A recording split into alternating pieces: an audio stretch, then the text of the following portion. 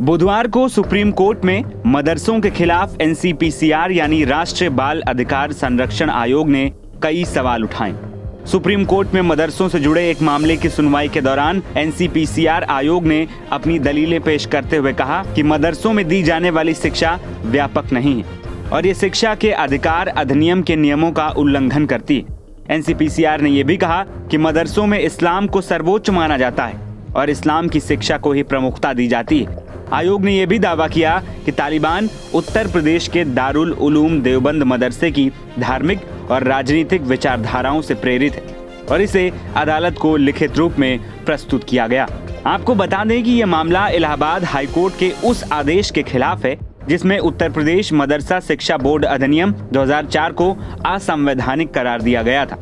अदालत का मानना था कि मदरसों की व्यवस्था संविधान के अनुच्छेद 14 के तहत मौलिक अधिकारों और धर्मनिरपेक्षता के सिद्धांत का उल्लंघन करती है। 5 अप्रैल को भारत के मुख्य न्यायाधीश डीवाई चंद्रचूड़ की अध्यक्षता में सुप्रीम कोर्ट की पीठ ने हाई कोर्ट के आदेश पर रोक लगा दी थी। अपनी दलील में एनसीपीसीआर ने कहा कि मदरसे शिक्षा के लिए सही स्थान नहीं है और इनकी कार्यप्रणाली शिक्षा के अधिकार अधिनियम 2009 की धारा 29 के तहत निर्धारित पाठ्यक्रम और मूल्यांकन प्रक्रिया के खिलाफ है। आयोग ने यह भी कहा कि इन अल्पसंख्यक संस्थानों द्वारा बच्चों को शिक्षा के अधिकार से वंचित करना न केवल उनके मौलिक अधिकारों का उल्लंघन है बल्कि उन्हें कानून के सामने समानता के अधिकार से भी वंचित करता है।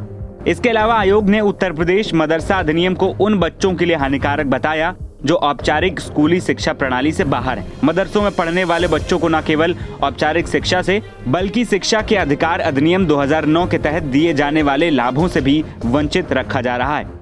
आयोग ने मदरसा बोर्ड की पुस्तकों का अवलोकन करने के बाद निष्कर्ष निकाला कि इन किताबों में इस्लाम को सर्वोच्चता की शिक्षा दी जा रही है। आयोग ने अपनी दलीलों में यहाँ तक कहा कि दारुल उलूम के फतवे गजवाए हिंद जैसी विचारधाराओं को बढ़ावा देते हैं जो बच्चों के मन में अपने देश के प्रति नफरत पैदा कर सकते हैं। आयोग ने बताया कि चूंकि मदरसे शिक्षा के अधिकार यानी कि आरटीई कानून के दायरे में नहीं आते हैं, इसीलिए यहाँ पढ़ने वाले बच्चे न केवल औपचारिक शिक्षा से वंचित रह जाते हैं बल्कि उन्हें मिड डे मील, यूनिफॉर्म और प्रशिक्षित शिक्षकों जैसी आवश्यक सुविधाएं भी नहीं मिलती।